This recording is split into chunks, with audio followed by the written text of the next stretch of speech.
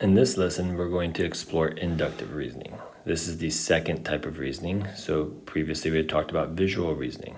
And so what inductive reasoning is it is the process of observing data, recognizing patterns, and making generalizations about those patterns. Okay, so inductive reasoning is going to be reasoning where you are observing something. Okay, this is important. You're observing, and then you're drawing a conclusion about the observations. So draw conclusions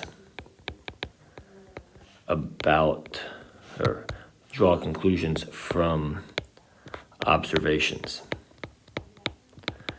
So if you look up here at this example, this warm-up, which I've already gone through and done, it says sketch the next figure in this sequence. How many squares will be in the 50th figure? Describe the sequence in your own words. So if you look at this, so we have our first figure up here. There are 3 squares in here. And then you look at this next figure, there are 8 squares. Then the next figure, there are 15 squares, then 24 squares. And you're kind of looking to see what is the pattern here. And so if you look at this, you'll notice that this is basically, those 8 squares here, this is just area. So we're saying to find this, what we're doing is we're doing length times width. And so what we need to do is we kind of need to think about, so it says how many squares will be in, it says sketch the next figure in this sequence. Well, if you look at this, the height of this shape, or the width, is going up 1, 2, 3, 4. So the next figure is going to have, if you're thinking about this in terms of a rectangle, it's going to have 5 rows going up. And then if you look at this, the number of columns is 3, 4, 5, 6. So the next number of columns would be 7.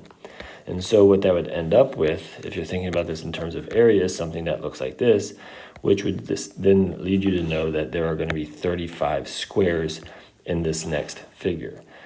Now, the question here is how many squares will be in the 50th figure? And so you kind of need to think about, well, I'm not going to draw all 50 figures, so I need to find a quicker way to find that. And so if you think about this, then this would be figure 5. Is, if you look, the number of rows is equal to the figure number, right? So first figure, 1 row. Second figure, 2 rows. Third figure, 3 rows. Fourth figure, 4 rows. Fifth figure, 5 rows. So that tells you that, and if we want to call this the width right here, the width is equal to the number of figures. And typically, we use the letter N to represent that. So the width is equal to N. And then if you look at these, the number of columns, you have 3, 4, 5, 6, 7. So if you look at the relationship between the width and the number of columns, 5 plus 2 is 7. 4 plus 2 is 6. 3 plus 2 is 5. 2 plus 2 is 4. So what you'll notice here is that the length is equal to the number of figures, which is n plus 2.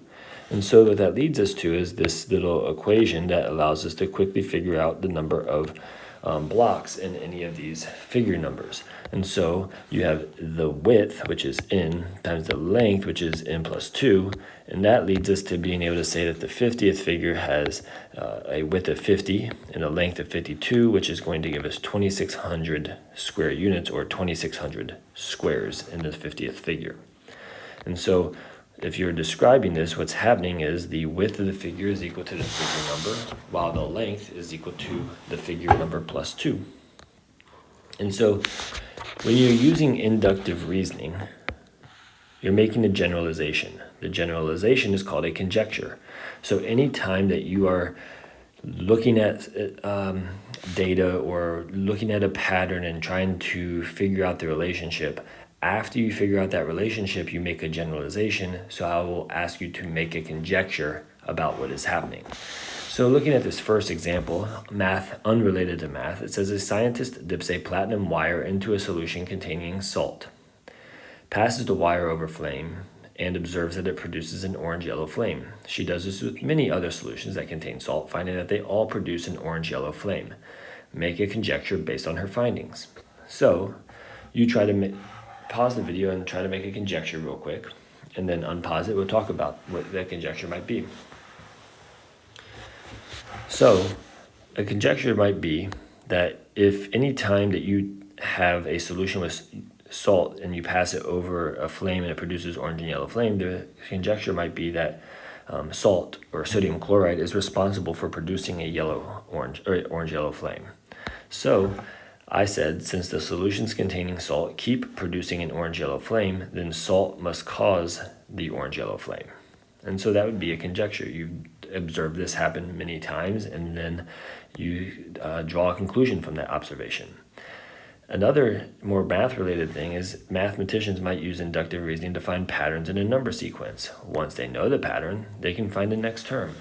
So if you look at this pattern here, it says consider the sequence 2, 4, 7, 11. Make a conjecture about the rule for generating the sequence, then find the next three terms.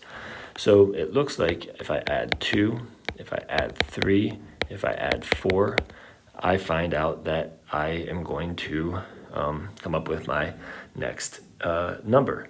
And so it might be that if I have 11, I would do 11 plus 5. That would give me 16. 16 plus 6, that would give me 22. And 22 plus 7 would give me 29. So my next three numbers would be 16, 22, and 29. So if I was going to make a conjecture, what I might say is that I'm going to start with 2. I always want to tell you what I'm starting with. So start with 2 and then add the next positive integer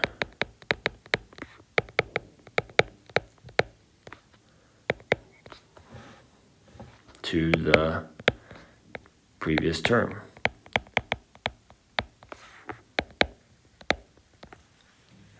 So what that's saying is I start with 2, and now I want to add, and then add the next, the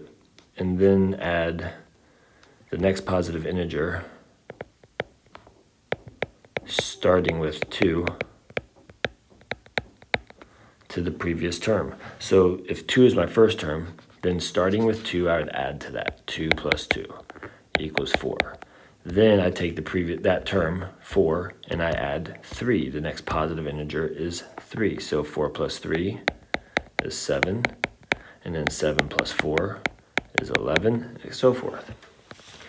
And so in the following investigation, you would use inductive reasoning to recognize this pattern. So go ahead and work through that. Take a look at those answers. You should be able to figure this out just by looking at how the pattern is changing. When you're looking at the number of sides, and then in the circles, you're looking at how it is rotating. And then a few other examples. It says use the rule n squared minus 1 to generate the first 5 terms of the sequence. What is the 100th term? So for this, you would just, for the first term, so first term, n would equal 1. So you get 1 squared minus 1, which is 0. If for the second term, n is equal to 2, 2 squared minus 1 is equal to 4 minus 1, which is 3. Into the third term, n equals 3. Would be 3 squared minus 1, which is 8. And then you keep going from there. N equals 4. That would give you 4 squared minus 1, which is 15. N equals 5. That's going to give you 5 squared minus 1, which is 24. And then to find the 100th term, n would be 100. And you'd have 100 squared minus 1. And finally, this one says Mr. Stuhlfoth leaves work at 7:15 and is on time. Use inductive reasoning to make a conjecture about Mr. Stuhlfoth. The conjecture could be if he leaves at 7:15, he will be on time. So go ahead and finish up the homework for this section and come to class the next day with any questions.